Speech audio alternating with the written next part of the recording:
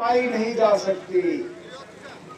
ये जो पीडीपी के हमारे उम्मीदवार हैं, जो जगह जगह जाके आज नेशनल कॉन्फ्रेंस को निशाना बना रही है, मैं भी अपनी जगह सवाल कर रहा था कि आखिरकार अगर हमारा असली दुश्मन जो है, अगर हमारा असली मुखालिफ, अगर जम्मू कश्मीर में तबाही लाने वाले बीजेपी हैं, तो महबूबा जी ज्यादा बीजेपी को निशाना क्यों नहीं बना रही है, ज्यादा नेशनल कॉन्फ्रेंस को निशाना क्यों नहीं बना रही है?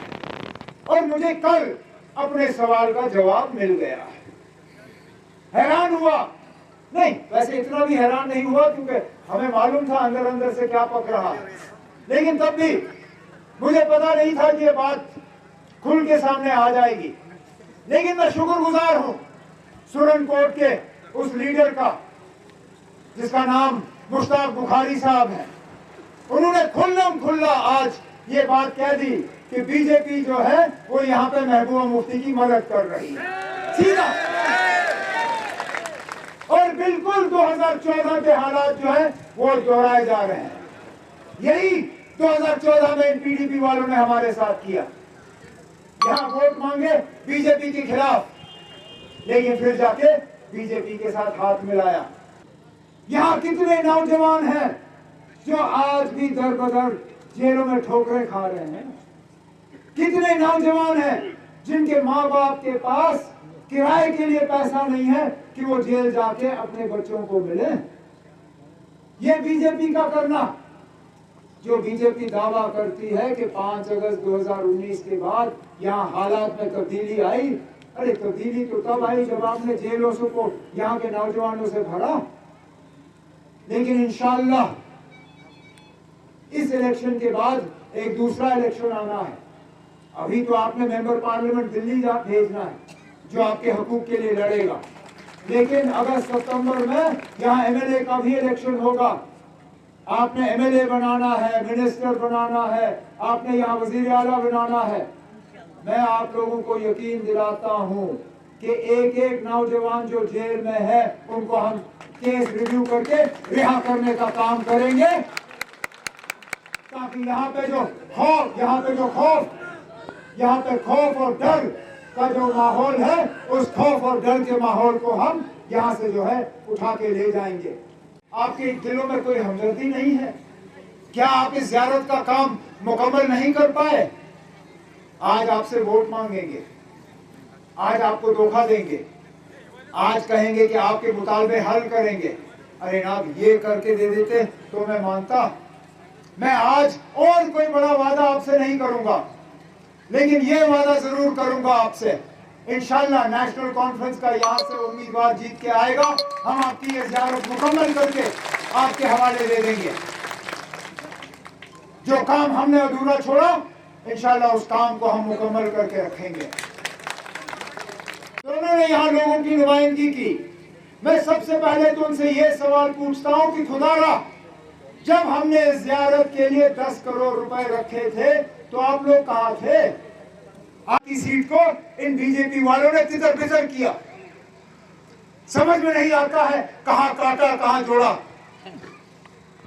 पुलवामा की 4 असेंबली हल्के, उनको काट के श्रीनगर के साथ जोड़ा।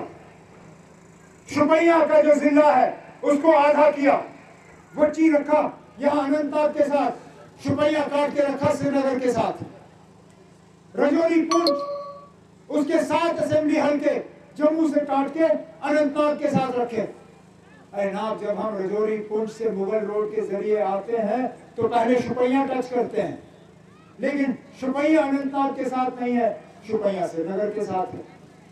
अब क्या इनकी क्या सोच थी, क्या इनके इरादे थे, वो समझ में नहीं आता।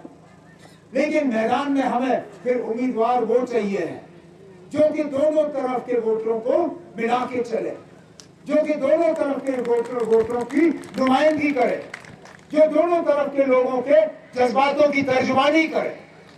और हकीकत ये है, ये मैं इसलिए नहीं कह रहा हूं क्योंकि उम्मीदवार हमारा है, लेकिन आप बाकी तमाम उम्मीदवारों की तरफ देखिए, तोलिए उनको तराजू में, आप खुद ब खुद इस नतीजे पे आएंगे जिस नतीजे पे हम आए हैं कि 7 मई को जिस दिन वोट डालना होगा सबसे बेहतरीन उम्मीदवार मैदान में अनंतनाग रजौरी पार्लिमानी हलके से नेशनल कॉन्फ्रेंस के उम्मीदवार जनाब मियां अल्ताफ साहब हैं। मुझे यहाँ कुंड की जमीन पे आने का मौका मिला है। मुझे अपना यहाँ पहला वो दिन याद है जब मैं पहली बार यहाँ आया था। उस दिन और मैं गाड़ी में मियां साहब और अपने बच्चों से जिक्र कर रहा था। उस दिन बर्फ का सुनामी आया था, 7 फुट बर्फ थी।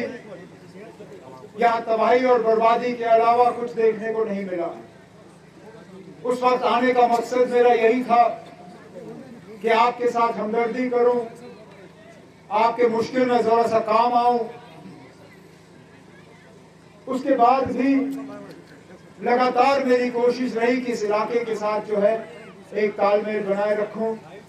यहाँ तक कि जब मेरी हुकूमत थी और यहाँ पे हजरत नूर शाह वली बगदादी की जियारत में आग लगी थी, तो उस जियारत को नए सिरे से बनाने के लिए मैंने उस वक्त अपने मिनिस्टर सकीना यत्तू साहिबा को और नासिर वानी साहब को उस वक्त भेजा था और 10 करोड़ रुपए का हमने उस वक्त ऐलान किया था। आज जब मैं वापस आया तो बड़ा अफसोस हुआ देख के कि जहां Exide neo Bharat e rickshaw अब करे डबल काम, चाहे बिठाओ सवारी या फिर ढोलो सामान। जबकि एक्साइड नियो ई रिक्शा अब हो गया है पहले से अधिक पावरफुल, क्योंकि अब इसमें लगाई है 1200 वॉट की मोटर और नया व बड़ा डिफरेंशियल। जबकि चढ़ाई चढ़ने के लिए अब आ गया है इसमें power gear. Exide neo e rickshaw अब आया है नए फीचर्स व डिजाइन के साथ, जिसमें बड़ा डैशबोर्ड और रूफ कैरियर के साथ rear right side passenger protection bar. जबकि साई ओम पावर सिस्टम अब दे रहे हैं एक्सचेंज ऑफर, जिसमें कोई पुराना ई रिक्शा लाए और ले जाए नया एक्साइड नियो ई रिक्शा या Exide neo Bharat e rickshaw. तो देर किस बात की, आज ही आए और ऑफर का लाभ उठाए। हमारा पता है Sai Om power system, last matador stop, Anand Nagar, Bohri, Jammu. Jammu संभाग में डीलर बनने के लिए संपर्क करें 0191 2554 360।